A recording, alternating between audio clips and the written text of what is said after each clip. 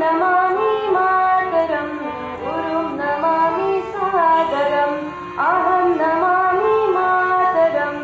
गुरुं नमामि सादरम् स्वयं पठामि सर्वदा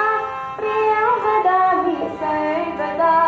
स्वयं पठामि सर्वदा प्रियं वदामि सर्वदा हितं करोमि